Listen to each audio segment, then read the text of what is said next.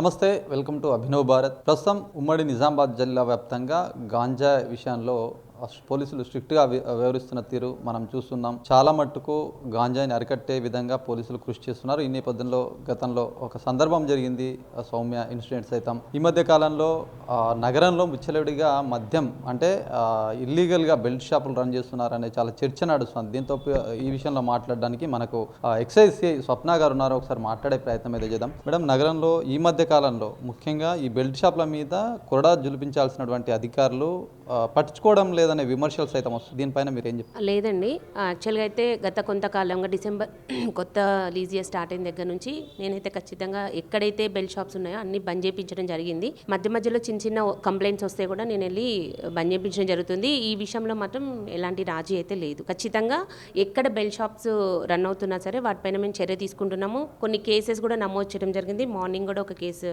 Register చేయడం జరిగింది. షాపులు పూర్తిగా నిషిద్ధం అనే మాట జనాలకు తెలిసినా కూడా జనాలు కావచ్చు, ఇక్కడ అధికారులు కావచ్చు, ఇక్కడ అందరు చూసి చూడనట్టుగా వ్యవహరిస్తున్నారు అనేది ప్రధాన కంప్లైంట్. ఎన్ని వైన్స్ ఉన్నాయి మొత్తం నగరంలో? దీనికి సంబంధించిన అనుబంధంగా బెల్ట్ షాపులు ఎన్ని మీ దృష్టికి వచ్చాయి, అసలు నడుస్తున్నాయి లేదు అని మీరు ఫైండ్ అవుట్ చేసిన ఎన్ని ఉంటాయి?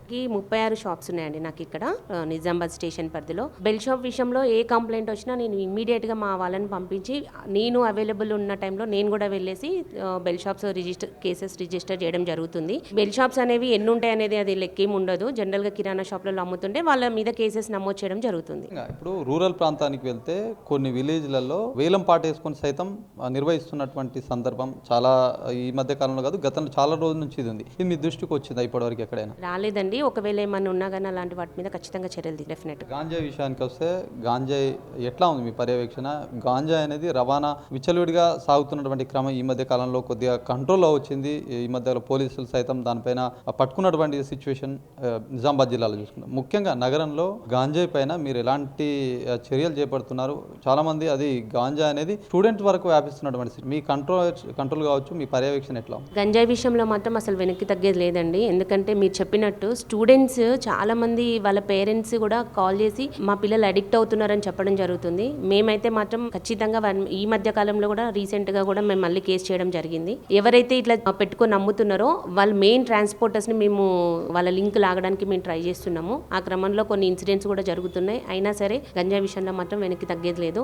పక్కా వాళ్ళని మాత్రం ఏ సమాచారం వచ్చినా సరే అది 100 గ్రాములు ఉన్నా సరే 100 కేజెస్ ఉన్నా సరే ఖచ్చితంగా కేసు చేయడం జరుగుతుంది. నేను ప్రతి ఒక్కరికి విజ్ఞప్తి చేస్తున్నది ఏంటంటే ఎవరికైనా ఇలాంటివి నోటీస్లోకి వస్తే ఖచ్చితంగా మాకు సమాచారం అందిస్తే మేము డెఫినెట్గా అది ఏ టైం అయినా సరే గంజాయి విషయంలో మాత్రం బ్యాక్ వచ్చేది లేదండి. గంజా విషయంలోనే ఒక కానిస్టేబుల్ కోల్పోయినటువంటి సందర్భం సిచ్యువేషన్ చాలా బాధాకరమైనటువంటి విషయం. మరి ఎట్లా ఈ భర్తీ అంటే దీనిపైన ఏ విధంగా ఫోకస్ పెడతారు? గతంలో ఇట్లాంటి ఇన్సిడెంట్ జరిగింది అంటే ఎవరు ఎప్పుడు ఎట్లా ప్రవర్తిస్తారో ఈ విషయం గాంజా ఉన్న వాళ్ళు మరింత క్రూరంగా వ్యవహరిస్తారు. మరి మీరు పోలీసులు కావచ్చు ఏమైనా వెపన్స్ తీసుకెళ్తే ఇట్లాంటి ఘటనలు పునరావృతం కావు. మరి పై అధికారుల దృష్టికి తీసుకుపోయారా ఇటువంటి విషయం? ఆల్రెడీ గవర్నమెంట్ పర్సువేషన్ లో ఉందండి. మేము అడగడం కంటే ముందే గవర్నమెంట్ సౌమ్య కానిస్టేబుల్ విషయంలో చాలా వేగంగా స్పందించింది.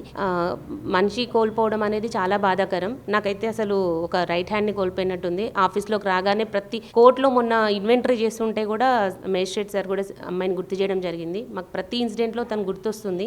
కోల్పోవడం బాధాకరమైనప్పటికీ గంజాయిని యాంటీ సోషల్ ఎలిమెంట్స్కి అగేనిస్ట్గా తను ఫైట్ చేసింది కాబట్టి మేము తన రిప్యుటేషన్కి ఎప్పుడు గుర్తుపెట్టుకుంటూ గంజాయికి వ్యతిరేకంగా పోరాడడానికి ట్రై చేస్తాం. మనకు న్యాయం జరిగిందని భావిస్తారా? ఒక డ్యూటీలో ఉన్న వాళ్ళు కోల్పోతే ఒక కానిస్టేబుల్ మరణం కావచ్చు, ఇక్కడ ఉన్నటువంటి ఎక్సైజ్ కానిస్టేబుల్ కావచ్చు, ఓవరాల్గా జిల్లాలో 2 ఘటనలు జరిగినటువంటి సిచ్యువేషన్. మరి మీతో సన్నిహితంగా ఉండేది. మరి ఆ మధ్య కాలంలో కొన్ని గాంజాయి విషయంలో పై అధికారుల తప్పిదం ఉంది అన్నట్టుగా కొద్దిగా అట్లా నడిచినటువంటి సిచ్యువేషన్ చాలా మంది చర్చ అయితే నడిచింది. ఓవరాల్గా మీరు ఏం చెప్పదలుచుకున్నారు ఈ విషయం పైన? నేను ఈ విషయంలో ఏం మాట్లాడినండి. మిస్టేక్ ఒకవేళ ఆ ఇన్సిడెంట్లో ఇద్దరం పక్కనే ఉన్నాము. సో ఎవరికైనా ఆ ఇన్సిడెంట్ జరగచ్చు, ఆఫీసర్స్కైనా జరగచ్చు, కానిస్టేబుల్స్కైనా జరగచ్చు. ఎమోషనల్ ఫీలింగ్తో మాట్లాడిన మాటలే తప్ప అందులో నేను ఎవరిని తప్పు పట్టడానికి లేదు. ఒకవేళ ఎవరైనా తప్పు చేస్తుంటే ఖచ్చితంగా మా పై ఆఫీసర్స్ వారిపైన చర్యలు. షాప్ల పైన మీకు అంటే ఎవరు మీ దృష్టికి తీసుకొస్తే ఎట్లా ఉంటుంది? ఇప్పటికే నడుస్తున్నాయనే మాట జగమెరిగిన సత్యం అని చెప్పొచ్చు. మరి మీ పర్యవేక్షణ కావచ్చు, మరి ఎవరైనా చెప్పాలనుకుంటే వాళ్ళకి మీకు ప్రజలకు కావచ్చు ఏం చెప్తారు? ఎవరైనా చెప్పచ్చండి, ఏదైనా గంజాయి విషయమైనా ఏ దాని గురించి అయినా ఖచ్చితంగా ఫోన్ చేయొచ్చు. SHO నిజామాబాద్ నెంబర్కి కాంటాక్ట్ అవ్వచ్చు. పక్కా అందరికీ తెలుసండి ఈ నెంబరు. నేను డెఫినెట్గా గంజాయి అనే కాదు, ఏ విషయంలోనైనా ఖచ్చితంగా చర్యలు తీసుకోవడం జరుగుతుంది. గంజాయి పైన ఉక్కుపాదం మోపుతున్నామని చెప్తున్నారు. మరోవైపు బెల్ట్ షాపులు అయితే విచ్చలవిడిగా ఉన్నటువంటి నేపథ్యంలో ఎవరైనా సమాచారం ఇస్తే ఖచ్చితంగా దీనిపైన అరికట్టడానికి పూర్తి స్థాయిలో మేము ముందుకు ఇప్పటికే వెళ్తున్నాము. ఇంకెవరైనా సమాచారం ఇస్తే ఖచ్చితంగా చేస్తాం. ఇప్పటికే మా ప్రయత్నం మేము చేస్తున్నాము. ఎక్కడైనా బెల్ట్ షాపుల పైన అసలు ప్రభుత్వం నుంచి కూడా ఉక్కుపాదం మోపాలని చెప్పినటువంటి రెస్ట్రిక్షన్స్ ఉన్నాయి. ఇవన్నీ కూడా పరిగణలోకి తీసుకొని ముందుకెళ్తున్నామని చెప్తున్నారు. మరి నగరంలో కావచ్చు, జిల్లాలో కావచ్చు, మద్యం పైన ముఖ్యంగా బెల్ట్ షాపుల పైన జిల్లా ఉన్నతాధికారులు కూడా మరింత దృష్టి సాధిస్తే బాగుంటుందని చెప్పి ప్రజలు కావచ్చు వాళ్ళందరూ కోరుతున్నటువంటి. కెమెరా పర్సన్ సందీప్తో శ్రీనివాస్, అభినవ్ భారత్, నిజామాబాద్.